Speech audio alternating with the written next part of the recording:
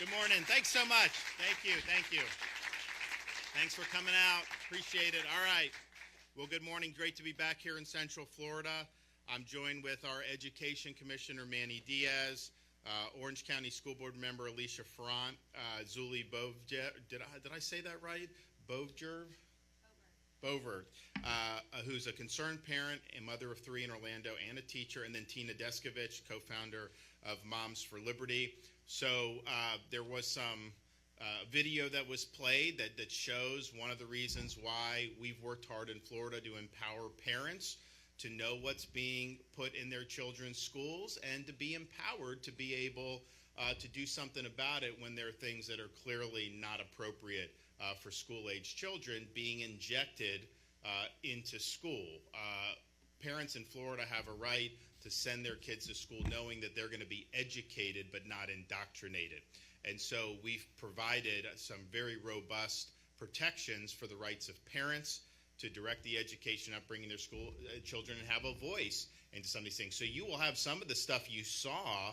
Parents would bring that up to school board meetings, start reading, and the school board members would say it's too graphic. You can't do that at a school board meeting. Well, if you can't do it at a school board meeting, why are you injecting that into school children's classrooms? I mean, give me a break. Nobody defends what you saw on there. You will not find people that will come and publicly say that needs to be in their children's school. They won't do that. What they do is they try to create phony narratives. You saw some of the books that, quote, were challenged or that the media ran with, things that are not in any way in violation of any type of Florida law, things ranging from things like the biography of Roberto Clemente, which not only was something that is welcome, it was actually on the Book of the Month for the Florida Department of Education. You've seen people challenge the Bible. You've seen people challenge dictionaries and act like, oh my gosh, in Florida, you had a teacher, I think in Bradenton area, that put paper over all the books. Oh, the state law, we're not allowed to have. This is fraudulent. But what it is it's trying to obscure the reason why parents have been concerned with the things that people saw, which are clearly not appropriate, and they're basically trying to just confuse the issue to act like somehow that classic works are somehow not welcome. Nothing could be further from the truth. We want to ensure that students have very rigorous and robust education. So now what we've seen is you have seen activists that will go and just challenge almost anything. That's not appropriate to be happening. Hijacking this process is not something that we want to encourage in any way. And it's been from different motivations. You know, you have some people that just think some people honestly think a lot of these books are bad, even though they're classics. There's others that are doing it just to try to create a narrative, to try to act like, oh my gosh, these books are under review, and then the media will take that, run with it, and try to act like that there's some debate on whether Florida law requires this or not, which there's not. So this is all theater, this is all performative, and it really has no place in our school system. And so today, I'm proud to be able to direct the Department of Education to take appropriate action to deal with some of the bad actors who are intentionally depriving students of rightful education by politicizing this process. If you take a position as a teacher that no books are appropriate because the state is telling you this, first of all, that's a lie. Second of all, you're depriving students of an ability to achieve what we're trying to do, which is give them a good education. You should not be able to try to create narratives for political purposes and then just kind of keep doing that. No, that's a violation, I think, of your professional obligations. It's a violation of professional duties, and people should be held accountable if they're playing games with our kids' education. So the time for this is really over. We do not want to see that happening. If you want to go up and defend the stuff you saw on that screen, then have the courage to do that publicly and forthrightly. Don't try to do an end run around that when you're really trying to get this stuff in and try to act like, you know, we're concerned about things like To Kill a Mockingbird, which were not, obviously we encourage that. A lot of the things that people have tried to say in the media that were, quote, objected to were actually on the summer reading list for the Florida Department of Education. So this is all a big fraud, some of the things that have been happening. It's a big hoax, and we shouldn't just sit idly by and let that happen with our kids' education. The other thing we're going to do, and we're going to work with the education, or we're going to work with the legislature on this, is we want to empower parents. There obviously needs to be some process if you have this type of pornographic materials being injected into schools. Most parents do not want that. They don't think it's appropriate. And then obviously, even aside from whether it's appropriate, are you doing so well on math and science and all these other things that you have the time to be doing this? Give me a break. So we definitely need that. We have to empower parents. At the same time, to just have random people come in who don't even have kids in the school system and just start objecting to things just to try to gum up the works, that is not something that we should be incentivizing in this state. And so I'm working with the legislature to ensure that we're prioritizing the voices of parents, but that you can't just come in and try to throw sand in the gears just to make a political statement. And so I think that there's room for them to tweak and streamline this, so that we're really focused on what you saw there, which is something that's inappropriate, and we're not going down the road where we're even giving oxygen for people who are trying to hijack this process to advance a political or ideological agenda. And I think if they're able to do that, I think that'll make it very good going forward. And so, and I think it's also important just to point out the activists and media will sometimes say that, although even that stuff up there that Florida has banned those books are not banned in the state of Florida. They're just not appropriate for school-age children in the state of Florida. If you as an adult believe that those are books that you want to consume, you have every right to do it. They're available.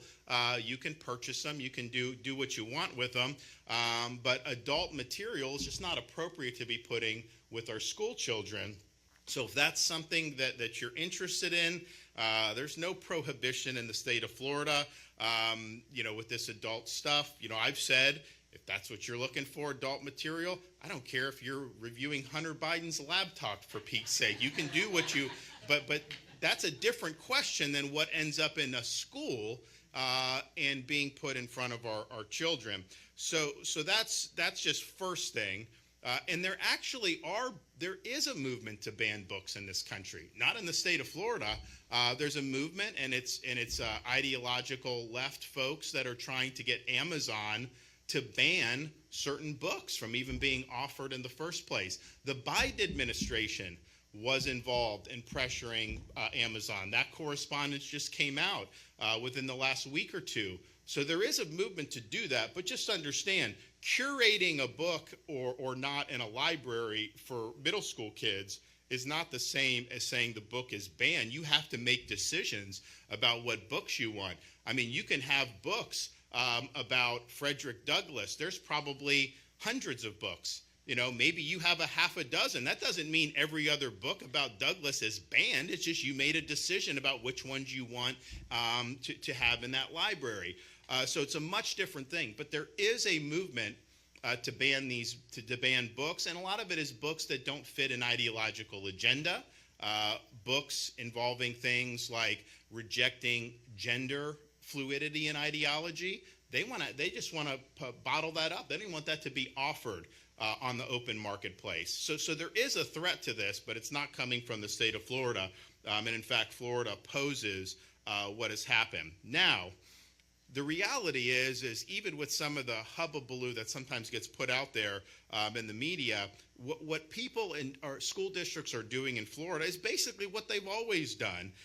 They're ensuring that materials are age and grade appropriate. In fact, 42 counties in Florida have had zero issues with any books or any curriculum since our curriculum transparency law went into effect. So that tells you people are using common sense. When they see something like this, most places in Florida are just simply rejecting it and saying, of course that's not appropriate. to be able to have in school for young kids. So we are going to continue to stand for the rights of parents. We want to make sure that they're empowered to be able to do, but don't let these folks pull a fast one on you. Don't let them indulge in phony narratives. And I mentioned a couple, this Roberto Clemente, that was on the book of the month for the Department of Education in Florida. That was not and there's nothing in Florida law that says that book is inappropriate for anybody. You also heard about Anne Frank. Not only is Anne Frank something that is not in any way problematic, that was on the Florida Department of Education's official reading list. People have also tried to claim things like To Kill a Mockingbird and Romeo and Juliet. Again, that's false. Those are things that have always been taught and always will. So these examples go on. A lot of that is being done for political purposes. And I think what we're going to do is just say, okay, let's have a process here where we're not trying to invite this nonsense, where we're focusing on what's good for kids. And those that would try to deprive students of potentially reading some of these classic books just because you have a political axe to grind, you're putting the students last, and that's wrong. That's not what this is all about. The whole purpose of the schools is to put the students first and to make sure that we give them a great opportunity to have a great education. So I'm pleased that we've had parents that have exercised their rights. I think if you look at what was on that screen, again, I haven't heard anybody justify that any of that stuff is appropriate for school kids. Now, I've not heard one person make that argument. What I hear is a lot of roundabout and a lot of fake narratives, but I haven't heard anyone actually stand up and justify that and show why that is a good use of resources and why that's appropriate. And so when parents see that, obviously we want them to be empowered to be able to ensure that their schools are focusing on educating their kids, but not subjecting them to an indoctrination. And I know folks in the state level have been working. Manny's been very proactive. You know, if some of these folks are virtue signaling, if they're trying to create phony narratives, we've had folks that have fought back. You had this incident in Miami where they did some permission slip it was absurd. There's nothing in state required that. The State Board of Education immediately wrote a letter to the principal, said knock it off, stop with the nonsense.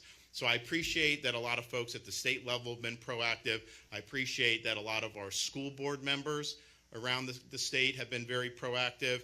And then, of course, a lot of parents throughout the state have done a really good job in holding folks accountable. So we're going to hear from some more folks today. So we're going to start with our Education Commissioner, Manny Diaz.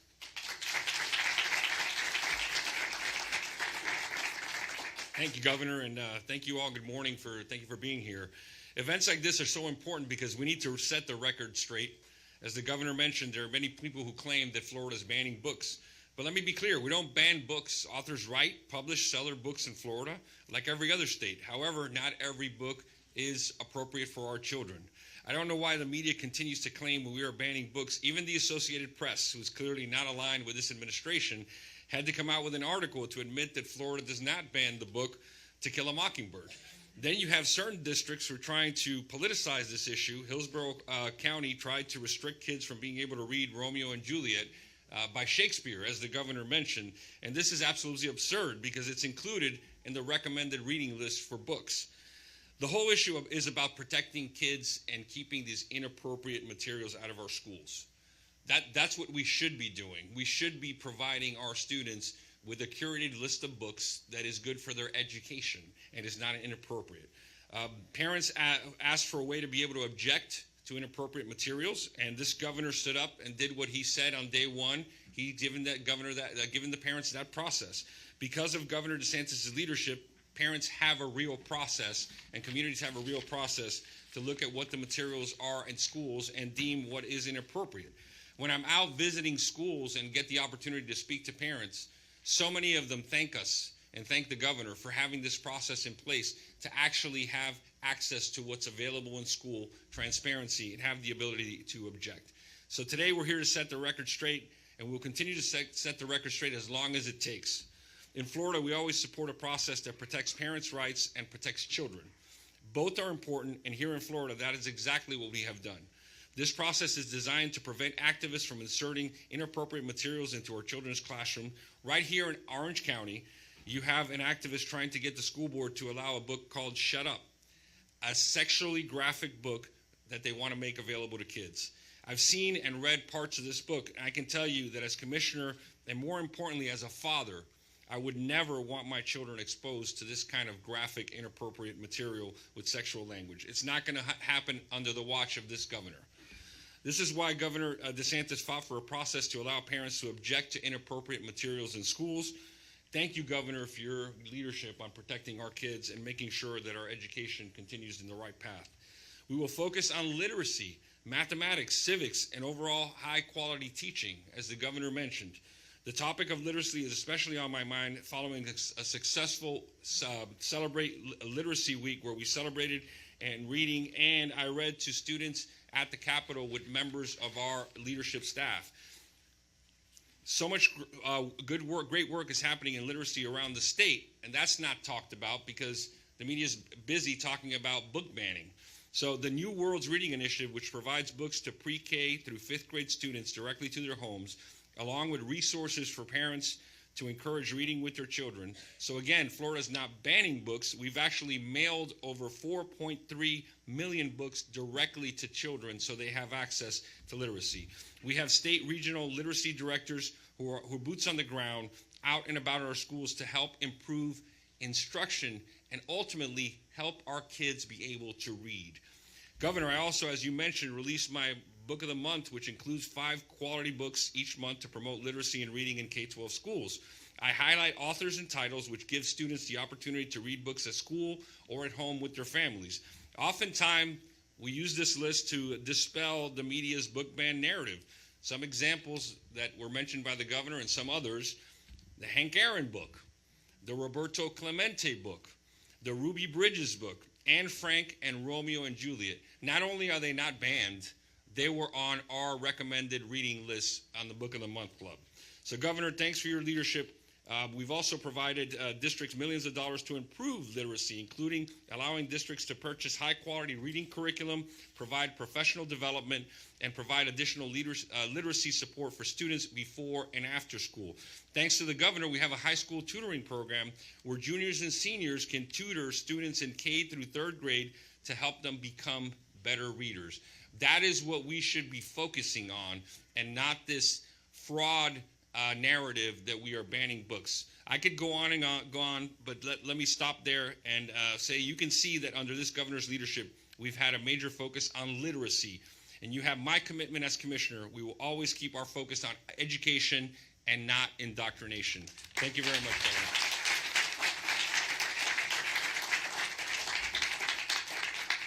And also the proof's in the pudding. I mean, we are, I think on the NAEP, we're number 3 in 4th grade reading in America, Florida. We were not number 3 in 4th grade reading 25 years ago in Florida. We are now, and if you controlled for demographics, we're number 1 by far. I mean, we're a big, diverse state. The states that are ahead of us are much smaller and less diverse. And so we've been able to do that because we have placed an emphasis on this, which I think is really, really good. And we're going to continue to do that. And that, if you're reading well by 4th grade, it doesn't mean you'll necessarily be successful, but if you're not reading up to par by 4th grade, the chance of you becoming successful goes down dramatically. That's just what we found in research, and that's pretty consistent. Okay, Alicia.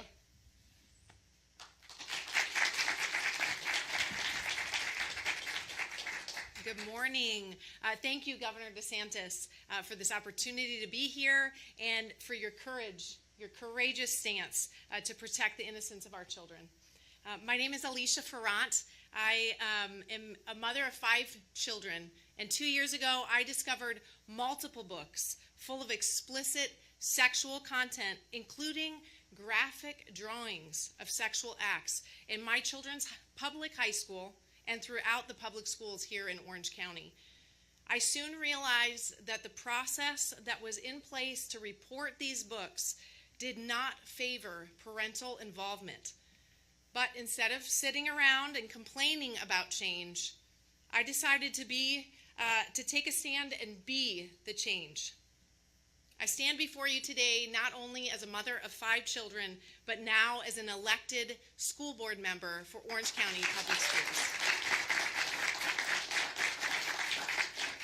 As a school board, we have worked together to create board policies that reflect the laws that have been passed by our legislator and this governor, DeSantis. These policies bring educational transparency and protect the innocence of our public school children. They help parents like myself, media specialists, and teachers weed out this type of inappropriate content. You would think it would be common sense to remove sexually explicit material from our public schools, but I have quickly realized that common sense is not that common. The narrative being pushed is that parents are banning any book based on race, religion, or gender, but that is simply not true. The media and extreme left-wing groups want you to believe that we are trying to ban and remove classics like Charlotte's Web, when in fact, we are removing books like Let's Talk About It, which is completely sexually explicit and graphic, teaching our kids things like sexting builds trust.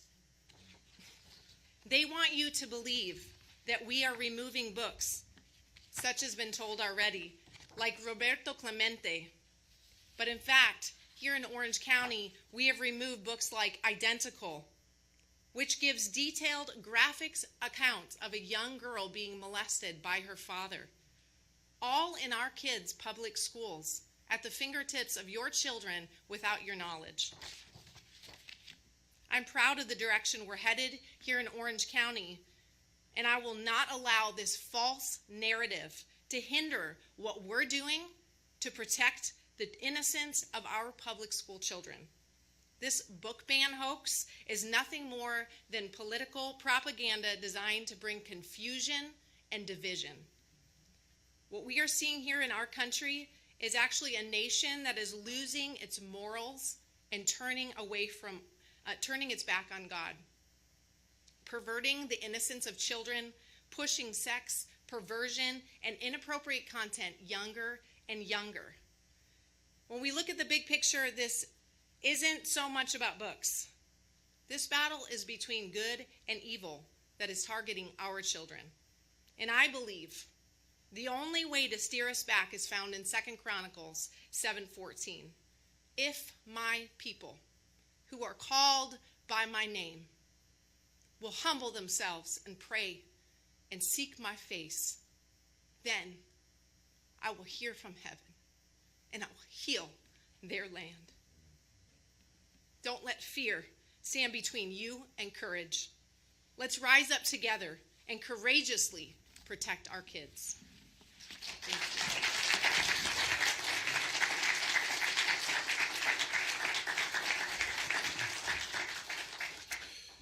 you. And Alicia mentioned that people say, Florida somehow they don't want there to be books about racism or something. First of all, we are required to teach racial discrimination throughout American history. That is in Florida statutes.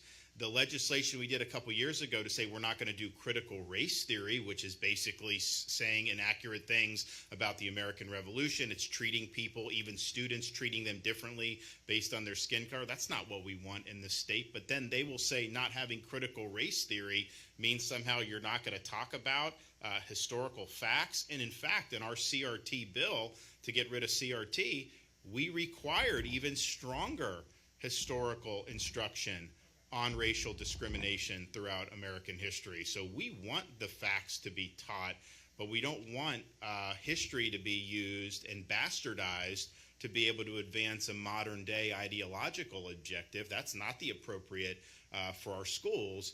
And so if anyone says, you can't do a book about Hank Aaron because it talks about how he overcame prejudice, Not in the state of Florida. There's nothing prohibiting that at all. In fact, you could do a lot worse as students than to just study people like Hank Aaron every day. That would be great. We'd have a lot of really good things to happen. So that's just a way that I think a lot of the media is very dishonest too, because they will conflate not having CRT, which is an ideological project that people are trying to impose on students, with historical rendering of things like racial discrimination and injustices, and those are not at all the same thing. And you can absolutely be faithful to history and the facts without going down the road of ideology and trying to promote that agenda. Okay, Tina, come on up.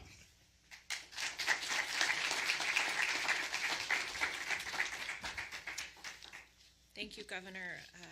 We are so blessed to live in the great state of Florida, where we have a governor who protects children and defends parental rights, and a commissioner that is focused on literacy. Many states in our country are not doing either of those things right now, so thank you both gentlemen so much. It's an honor to be here. I came here today just to say one thing, and that is enough. We have had enough of this. In Florida, even with these great two leaders, we are at a 40% literacy rate. It's higher than the national average, but what about the 60% of students in Florida that can't read proficiently? Nationwide, 21% of Hispanic students can read. 17% of Black students are reading proficiently. So I came here to say enough. We have a crisis in America in public education. And you, the media, in the back of the room and around this country, all you can do is be obsessed with book bans that are not happening. We, the parents, have had enough. Tiffany and I, my co-founder, have done hundreds of interviews this past year on book bans. We take every one of them. We know it's a trap. We know they're calling us up to try to trap us, to say that we are extremists, that we are banning books. We bring the books that parents are concerned about. We show the pictures. We read the passages. And you know what happens? They cut the books. They can't show the books. They won't show the books. Legally, they can't show the books. 60 Minutes came to Brevard County. Scott Pelley flew down and a whole team. They interviewed Tiffany and I for over an hour about the books. We read the books. We showed the books. We talked about literacy in America. It's been 5 months. The show's been pushed and pushed and pushed. Where is that 60-minute episode, Scott Pelley? Where is it? Show the books. We, the parents, are done with this. It's time to teach kids to read. And here in Florida, so many programs you just listed have been put in place to help kids to read. But it takes more than Commissioner Diaz. It takes more than good teachers in good schools and communities. It takes everybody in this state and in this country to care about this issue. Media, step up. Cover the fact that we are in a literacy crisis. This is the future of our kids and our country. And that's all I have to say today. Enough.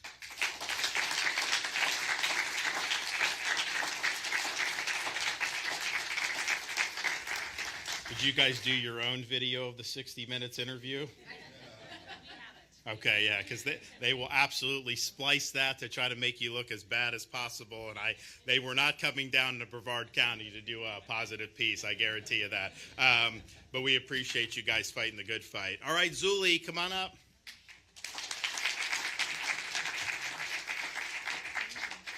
So good morning. My name is Zuli Boberg, and I come to you today not only as a parent, but as an educator with 20 years of experience, 18 of which have been right here in our district at Orange County Public Schools.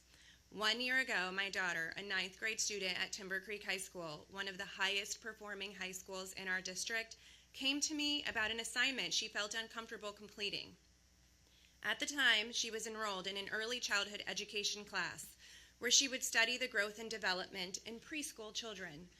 She had been so excited for the opportunity to one day be able to work with the preschool children that participate in the program at the high school that she is attending. The graded assignment the students were tasked with was to complete a book summary on the novel Shut Up by Marilyn Reynolds that had been used as a read aloud to over 100 students. This read aloud occurred in a classroom that is a shared space where there is a partition that separates it from a higher level early education class, and then a third partition that separates the preschool students.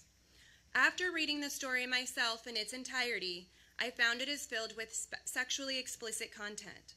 The story gives very detailed descriptions on the sexual acts that are performed by an adult male on a 4th grade boy. In the 24 different scenes in the book, there was not a simple description that insinuates abuse. It's the actual acts being described in explicit detail. Had this book been acted out on video using the exact narrative used in the story, it would be rated mature, or actually not produced at all because of its pornographic nature against a child. Instead, our students had to imagine the scenes in their minds as the story was read aloud to them by their teacher. While there are mandates that prohibit viewing videos of any kind at any Orange County Public Schools high school with a rating above PG-13 or TV-14, there was no censorship considered on the content of this book while it was read aloud by the teacher. As an educator who is tasked as a mandatory reporter and taught how to find signs of abuse, I have never been exposed to the content in this story. Students do not need a vivid and emotional account of the act of child sexual abuse to understand the role of a mandatory reporter or for them to understand the trauma that young children may experience. I, along with the other over 100 families, was not given the opportunity to say no. As much as I censor what my kids are exposed to at home, I could not protect them from being exposed to sexually explicit content at school because I wasn't made aware that it was going to be a part of the curriculum. The teacher admitted to using this book as part of her curriculum for 8 years. Parents, when a teacher lists book titles on a syllabus with no description and no author, the way we had seen, don't trust that they have your child's best interest at heart. Sadly, we learned this too late. Look up the books, read the books yourself. Don't just read the description and assume the book will be okay. The description on this book gives you no inclination that sexual acts dealing with molestation are described in detail. I'm here today not only to express my concerns about this situation for my own daughter, but also for all of the parents that weren't given the opportunity to choose and were not informed of what their student had been exposed to. I'm also standing for all of the students who were too afraid to speak up and say that they felt uncomfortable because they were afraid to go up against their teacher, who they admired and looked up to, especially the ones who may have had to relive their own traumas after having to listen to this book being read aloud in class. Sadly, in a lot of cases like this, the students are the ones that feel the most shame for coming forward. I hope that we can do right by our students and show them that this kind of content will not be tolerated in any of our schools. So thank you, Governor DeSantis, for standing up for parents' rights, for protecting our students from sexually explicit materials in our classrooms, and for showing my daughter that her voice was heard.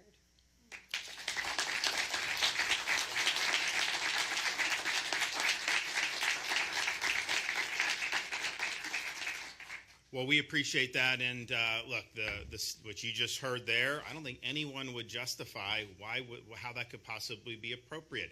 No one's going to justify what you saw on the video screen before we started the press conference, so we know that, and so this just process shines light on that and empowers parents, and then we can focus on actually getting to the business of education, which is really what our task is. Now, on the abuse of this, both with what DOE is going to do as well as hopefully working with the legislature, I really hope that could put an end to the games that have happened. There is nothing in state law that would require not having any of these classic works in a school setting. These books have been there for generations, and there's anyone tells you that is just not true, and it's not something that would be appropriate for the state to do, but it's certainly not what the state has done. And as Manny said, these are books that have been recommended reading by the state for quite some time, whether on the summer reading lists or whether on Book of the Month. So that is, I think, that's the policy. And if people are abusing this process to try to muddy those waters, then we need to have some reforms. We should absolutely, I mean, if somebody is illegitimately, as an educator, they're illegitimately withholding classic works because they claim that somehow it's a violation, that's false.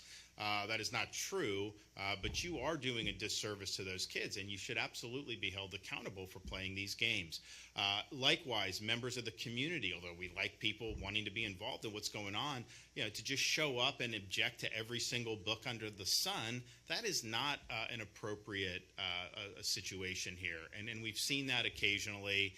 You should not be reviewing dictionaries and encyclopedias and just basic things that have been a part of education for a long time. So I think that this is going to get it to where it needs to be. We obviously have to give parents the ability to be able to ensure that this smut doesn't get into their schools. I don't know why we even got to this point where people would want to inject this into the schools. Unfortunately, it's happening, and I think a lot just in the last 4 or 5 years, there's been a real great awakening across this country about some of the things that are going on in public schools. In Florida, we've been very proactive to empower parents, not so much in some other states, and a lot of this is now becoming the norm. So that's, I think, bad that they're doing that. We're doing the right thing, but let's not let people try to hijack the process. We don't have any time for your political agenda. If you're saying that no books should be available, that's on you. You are acting inappropriately. You are not acting in a professional manner, and there should be consequences if you're going to do that. So I look forward to what the Department of Education is able to put out to make sure that we have adequate accountability, and I also look forward to working with the legislature so we can streamline this. Let's focus where the energy needs to be, and let's not waste our time playing political games over works that everybody knows are an important part of kids' education. Okay, with that, happy to take some questions. Yes, sir.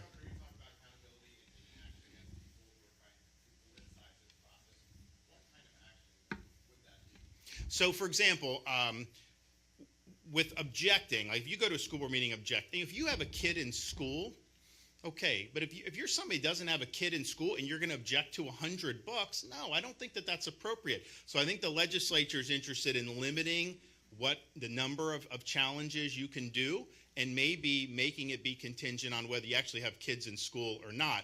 On the one hand, I think that does make sense. On the other hand, people that don't have kids in school pay taxes to support the school system, so that citizens do have an interest in this. So I'm not sure you can say they can't do it at all, but I think you can just limit it. And then what you can also do is if you object to like a To Kill a Mockingbird or Hank Aaron, that obviously is a frivolous objection. Those books should be in school. Then maybe after 1 or 2 frivolous objections, you have to pay a fine because you're putting people to go through all this. So we're toying with a lot of things in terms of that process. But then also the legislature is looking at, or Manny's looking at, if you have somebody within the school system that's doing something for political purposes. For example, there was a teacher, I think in Manatee County, that papered over every book in the classroom. Oh, I can't show, but that's a lie. That is not true. That is performative nonsense. If you want to do that on your own time, fine, but don't bring that to the classroom and subject our kids to that nonsense.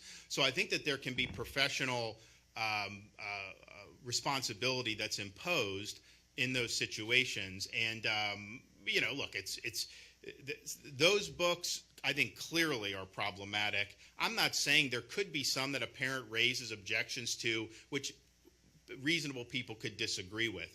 And here's the thing. The state of Florida is not mandating that books are taken out or not from circulation. Even those books, it's got to be age or developmentally appropriate, but ultimately the people in the school system are going to make those final decisions. So you may have school districts that make decisions that are not mandated by state law in any way, and maybe they are the wrong decisions. That may happen. We just want to make sure that we're not trying to incentivize frivolous objections or any type of games being played, and that people know if you're saying that you want to take something out of circulation from being in a middle school classroom, that's not a frivolous thing. I mean, that's a significant thing. In these instances, obviously, it's justified. But to go after some of these classic works like that, that's an agenda, and that's not what we should have in the schools. Yes. Governor DeSantis, you have come spoken out against the agenda of gender fluidity and also come out against gender affirming care. So I was hoping you could square your opposition to gender affirming care and people choosing their own gender identity with your frequent wearing of lips and you hoping to choose your own height identity. Nice try. Next. Yep.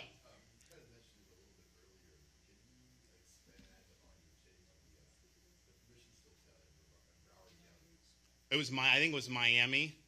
So it was, yeah. I mean, Manny, you wanna address the permission slip issue? Yeah, and it's very clear. And there was a letter written from the chair of the state board clarifying the issue. African American history is required instruction. Black History Month is required instruction. There's no permission slip required for required instruction. Those permission slips have to do with field trips, extracurricular activities, those kind of activities where parents should be aware and notified. Part of our parent rights laws say that.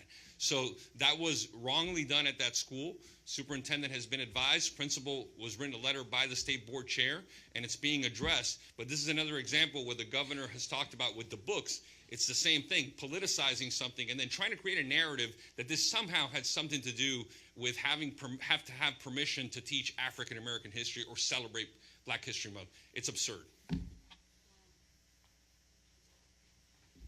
All right. Well, thanks, everybody. We look forward to making some progress on this. God bless everybody.